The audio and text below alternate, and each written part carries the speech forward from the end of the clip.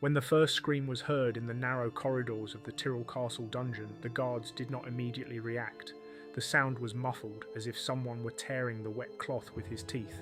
Soon, one of the soldiers who had approached the iron door began to scream himself. The report of the captain of the guard records. The lamp at the entrance shook, and a stench that is difficult to describe, a mixture of rotten meat and rotting feathers, wafted from within. When the door was opened, one of the courtiers lay faceless, and the emperor lay silently, on his knees, chewing on his ear. Frederick Barbarossa, the former Holy Roman Emperor, had by this point been imprisoned for over 8 months. Officially, he was believed to have drowned at the Seleucia crossing, but in the secret annals of the House of Hohenstaufen, there is a record that the body was never found. The emperor was seized by conspirators from the Lombard League Circle and transported to a fortified castle in the Alps. Here, by order of the papal legate, he was kept in complete isolation. No light, no books, no letters, just chains and 2 servants who changed every 3 days. The conditions of detention are described in the warder's reports. The cell was a stone room 9 paces long with a narrow loophole, dampness, mould, constant draught. In the first weeks, Friedrich was still going around in circles, shouting, demanding an audience, threatening that he would appeal to the princes of Germany. Then he fell silent. He slept on a bare stone, ate little, sometimes refusing food, splashing it on the walls. Even then, they began to notice that his mouth smelled of rot, although his teeth were intact. According to a medical description made by a secretly imprisoned doctor, Friedrich began to show signs of digestive distress, bloating, vomiting blood, and black diarrhea. One of the servants, whose name is not specified, noted that the emperor spoke in his sleep, and in a broken ancient language, and as if dictating a letter to someone. 3 months later, the hallucinations began. He claimed to see his grandfather in the wall, pointing at the chains. In the 4th month, he refused water, drank only wine and then urine. The servants complained of a pungent odour. At first, it was the feces, then the body. One of them described, "The skin on his back was blackened. When I touched it, pieces peeled off. Sores between his toes. It smelled like a dead animal."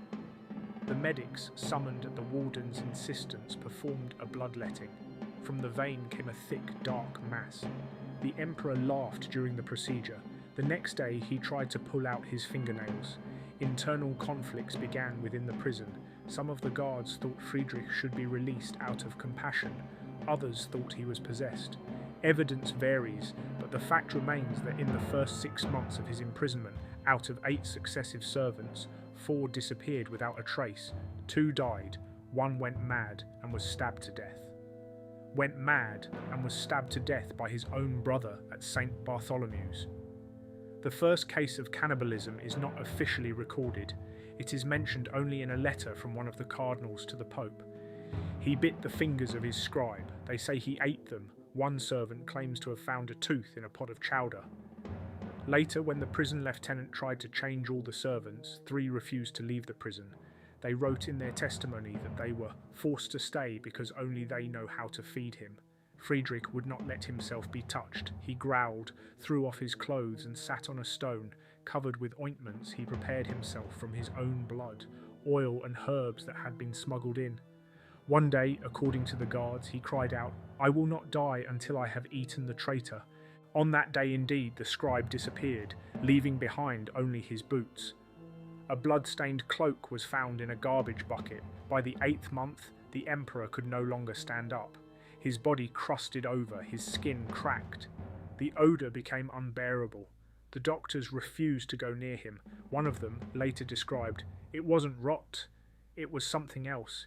It was as if the body had begun to digest itself." The emperor continued to speak. He addressed invisible advisors, gave orders, laughed. He spoke of new laws, of restoring the empire, of executing the Pope. In the report stored in the archives of the Abbey of St. Gallen, stated, "Rumours reach that the old emperor is still alive, but if he is alive, it is not a man, it is a voice in the damp." One of the servants claimed to have heard the chains jingling by themselves, another that the cell smelled of meat, though no food was brought in. By the beginning of the 9th month of imprisonment, 3 guards and 1 scribe had disappeared into the dungeon. Only one of them was found, a swollen body in the sewage well, tongueless, with his fingernails torn out and a cut on his chest. No autopsy instructions were preserved. The servant who discovered the body later escaped, leaving a note. He doesn't eat them. They come to him on their own. At the council under the papal legate held in Padua, the question of the secret detention of Barbarossa was raised in a narrow circle. The legate proposed to liquidate the emperor by poisoning. Cardinal de Monte, however, who was present at the discussion, declared, "If he eats the flesh of Christians, the poison is already inside. He who is able to swallow his own will swallow death." The decision was postponed. Meanwhile, inside Castle Tyrol, the situation was deteriorating. One of the junior warders, named Lorenz Scheidel, recorded, "We no longer go inside. We hear him whispering, as if from everywhere, and the door is closed." At night, according to eyewitnesses, warm steam was coming from the loophole of the cell.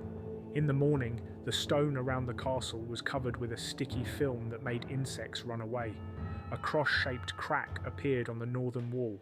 Friedrich continued to live. According to the census, no food had been delivered to the cell since the 27th day of the 9th month. However, the sounds inside did not stop. Those on duty at the door claimed to have heard footsteps. One day, when a prelate from Salzburg was visiting the castle, a voice was heard inside. It pronounced, "Give me the letters. I am still emperor." The prelate fainted. He was taken away. He never mentioned the trip again. A week later, the guards tried to change the lock on the door. When they opened it, Friedrich was standing inside. He was completely naked, his skin covered with growths. One eye was missing. He was holding a bone, presumably a femur. Behind him were the remains of 3 men sorted into sacks. Only the lower jaw remained of one. The emperor watched in silence until the door was slammed shut. This information was relayed to Mainz. The chancellor suggested that all documents be destroyed and the castle be mortgaged. His flesh is not drying out. His eyes are still alive. He ate the flesh of those who tried to free him. He no longer demands food, only papers, only power. Those close to the Pope began to suspect that the emperor's body did not obey the laws of decay. Religious relics were sent to Tyrol, charred crosses, relics, vessels with consecrated water. All this was left at the entrance to the dungeon. One of the ministers who left the cross later died in a fever. In his last delirium, according to the monk's record, he said, "He swallowed the light." He said he had only his heart left. More and more bodies disappeared. 2 scribes sent to compile an official chronicle of the imprisonment disappeared. Their quills and inkwells were later found inside the cell against the wall. The ink had been replaced with blood. One soldier recorded, "He writes. He scratches messages on the wall as if not to himself, but to those who will come later." In the 10th month, an order was given to stop mentioning Barbarossa's name in public speeches. In the monasteries, especially in Bamberg and Trier, they began to edit the texts. They crossed out the title, replaced the words emperor with old prisoner. This caused a schism. Some theologians argued that if he was still alive, God was preserving him. Others that he had become a vessel of defilement. In Regensburg, the first dispute with weapons took place. One monk struck another with a church book, after which the latter died of concussion.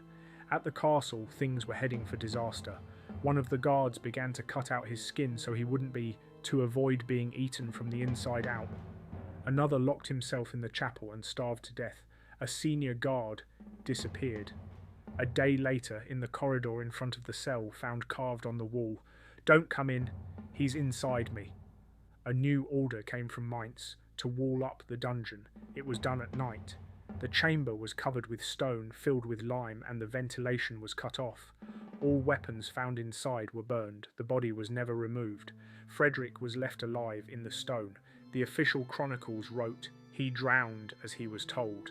The place of imprisonment is not marked on the map, but 3 of those involved in the entombment later lost their minds. One claimed, "He still talks. He talks even when no one is listening." After the walling up of the chamber in the dungeon of Castle Tyrol, there was a sudden break in the chronicles. In official sources, Frederick Barbarossa was henceforth listed as having drowned while crossing the river. His burial was described schematically, without no bodily details, no relics, no witnesses. But in the monastery records preserved in Basel, there is a note: the ashes were not delivered, the coffin is closed with a void, name applied without remains. The first to dispute this was Pastor Hermann of Augsburg. In a public sermon he declared, "He did not drown, he was putrefied, and the rottenness did not die." He was arrested. 3 days later he was found dead in his cell, face nibbled off. The skin on his chest had been peeled off. There was an inscription by the window, "There's one tooth left, that's enough." This was the first death outside the Tyrol associated with Barbarossa's name. Meanwhile, anonymous messages began to circulate in the monasteries of southern Germany that spoke of the return of the old emperor. New sects appeared, small groups of people who refused to recognize his death. They called themselves chainmen and believed that Frederick was devouring the weak to stay.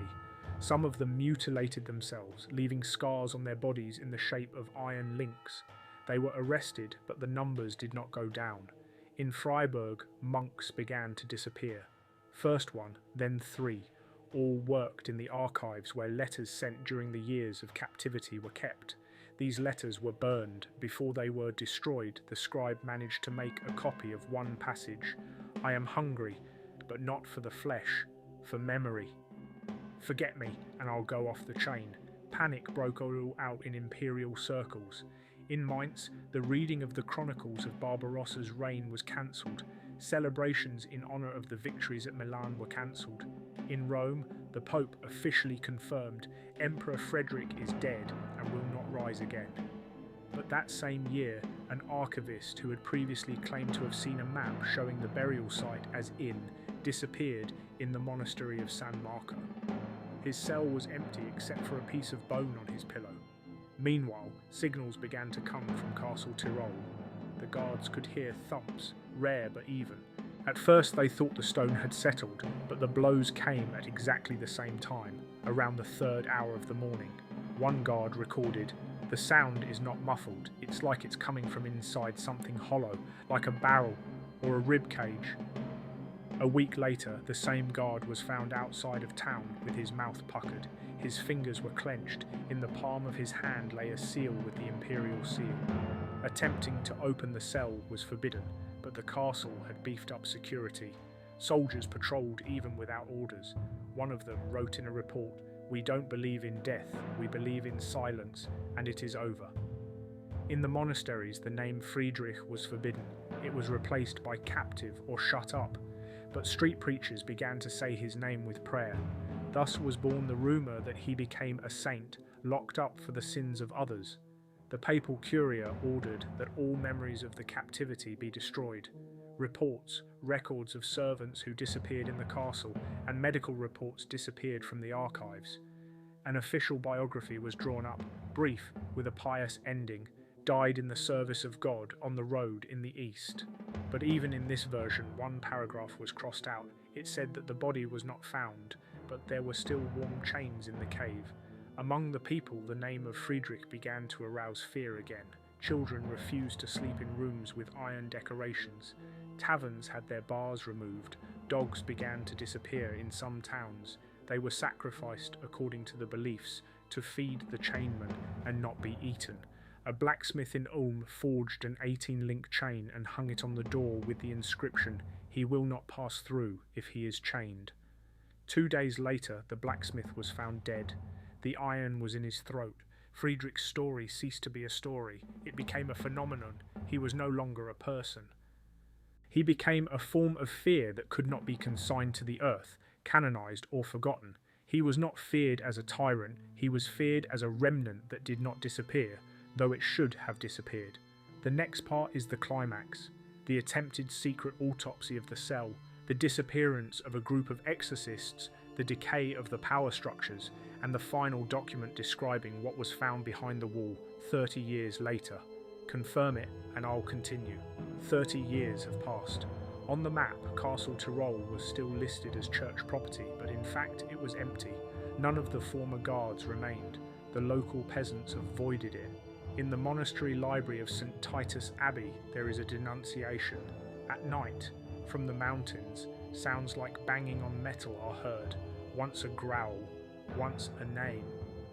It was at this time that a secret council met in Regensburg. The occasion was the discovery of a skull with a preserved gold seal, identical to that of Barbarossa's last chancellor. The skull was found in the cellar of a private house near Tyrol. It was accompanied by a note, "He has not forgiven." It was decided to send a delegation to the castle, 8 people, including priests, 2 doctors and an archivist. Their task was to open the cell and document the closure of the matter, as the accompanying letter stated. The expedition arrived in early spring. The castle was empty. The wooden parts had collapsed, but the dungeons had been preserved. The passage to the chamber was barred with a stone on which the words, "Here the power died," were carved crosswise. Despite the protests of one of the priests, the autopsy began. The stones were taken away silently, one by one. After 2 hours, they reached the inner wall. Behind it, emptiness and silence. The air was dry. There was no odour. Everything was written down. On a scroll found in the personal archives of the monk Augustine, it says, "The wall was hollow. Behind it was a dark room without windows. In the centre, a body mark, no skin. The bones are partially preserved. The face is turned to the ground. In the place of the tongue, an iron chain soldered into the jaw. Claw marks on the walls, but not outward, in." As they approached the body, one of the priests lost consciousness. The other ripped out a fingernail. Later claimed he was looking, though there were no eyes. The archivist recorded that the body was undecomposed but not alive. No rot, no odour, no sign of life. Just flesh draped in a black patina and bones that did not rang when touched. They were soft as if they had lived. One doctor made an incision in the ribcage. Beneath the skin still beaded a warm fluid, similar to blood, but thick as tar. One of the participants touched it. He got a fever. He died 2 days later. The records of the expedition disappeared the same year. Only a note remains in the chronicles. Checked, closed, but according to the monks who returned from the expedition, one of them did not speak for the rest of his life. Only wrote the phrase, "He ate to stay, we set him free." After the autopsy, disappearances began to occur around Tyrol. The first to disappear was a maid carrying water to the expedition members, then a messenger. A month later, a baby was found in a village with no eyes or mouth. No one dared to link it directly to the event, but the villagers began to flee the village. The local pastor was murdered. He was nailed to the door of the church, carved on his stomach, "No gate." The government began to collapse. In Augsburg, the monks refused to hold church services. In Venice, ambassadors who came to negotiate left with the phrase, "You let him return."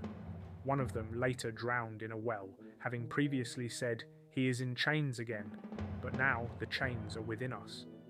Rome issued a curse. Anyone who touches Barbarossa's name is excommunicated.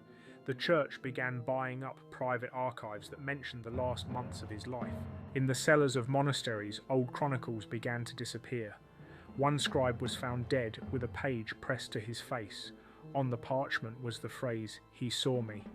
The Tyrol castle site began to collapse. A year later, the north wall collapsed. Locals said they heard a voice inside. One old man claimed it said, "Name me again." City officials removed the stones.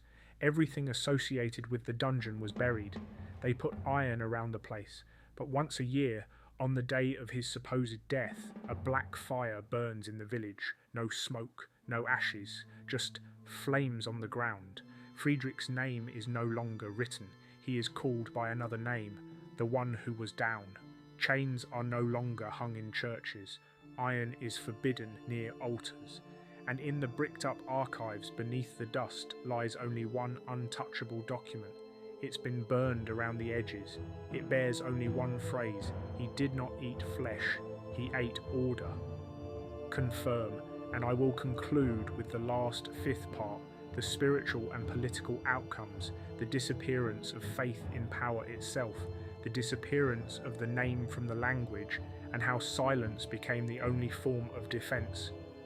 A year after the opening of the chamber in Castle Tyrol, the first town disappeared. A village called Altbruck, which stood at the foot of the hill, was found deserted. The tables set, doors open, fingernail marks on the walls, not a single inhabitant. The priest who arrived with the detachment recorded, "It was as if everyone had gone out, but no one had left. On the charcoal wall is left, we have been heard." The curse placed on Frederick's name by the papacy did not stop it spreading. It was not spoken, but it was written on the walls of inns, on the bodies of cattle, on the backs of beggars, sometimes on parchments enclosed in books where there was nothing but emptiness. Scribes refused to use goose quills. Monks got nosebleeds if they tried to rewrite old chronicles.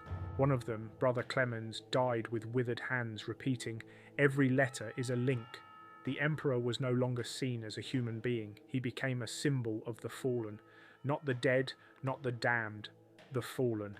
It was said of him that he had chewed his way into the depths of history and was now whispering in the dark, not to one, but to those who wanted power. A term emerged, chain kings. This was the name given to rulers who came to power after the disappearance of rivals, strange deaths or plagues. People believed if you hear a chain in your sleep, it means you're next. There was unrest in the east of the empire. In Breslau, the governor disappeared. In Krakow, the bishop died with his arms outstretched as if he was being dragged. In Prague, they wrote in charcoal on the cathedral gates, "He has seen your crowns, he is waiting." Temples began to put up wooden altars. Iron was considered a guide. Monasteries began to recite prayers half-voiced. The chanting stopped. The princes who were still loyal to the Hohenstaufen began to go mad. One of them, Count Eberhard, had a chain crown cast and wore it until his death. When his body was opened, the inside of his skull was covered with scorched marks, as if iron had burned from within. His chaplain recorded, he heard a voice in the night. He said he wasn't drowning, he was just sinking. At the end of the 16th century, a secret council was convened. Its aim was the complete removal of all texts relating to Frederick's imprisonment. Over 600 scrolls, 91 annals, 29 epistles and 4 official coats of arms were seized. Everything was burned. The ashes were scattered in Tuscany, but even there, as a messenger wrote, the birds did not land for 2 days. All that was left was silence. It became the norm. Monasteries no longer rang their bells. Chapels closed their doors even during the day. Friedrich's name was no longer written, not even in the first letters. In children's games, the word chain became forbidden. Once, when a boy in Alsace said it aloud, he was found the next morning alive, but with a numb tongue, a thin line of burns on his lips. This is how power finally lost its voice. The fear of the name, which did not disappear but closed within the world, became stronger than the fear of death. The priests prayed for silence, the commoners prayed for forgetting. The archives remained empty. The stones were untouched. The record of the existence of Castle Tyrol was removed from all maps. And yet in one monastery, under the castle library, lies a scroll, smouldered at the edges with drops of blood in the margins. It has no title. It has 23 lines. The last one reads, "He was not a dragon, he was not a saint, he was not a man. He was what we called power. We fed it to ourselves." From then to this day, when the choir in the church falls silent and the candles go out without a breeze, no one raises their voice. Because in the silence itself, the chain still lives, and if you name it, it will respond.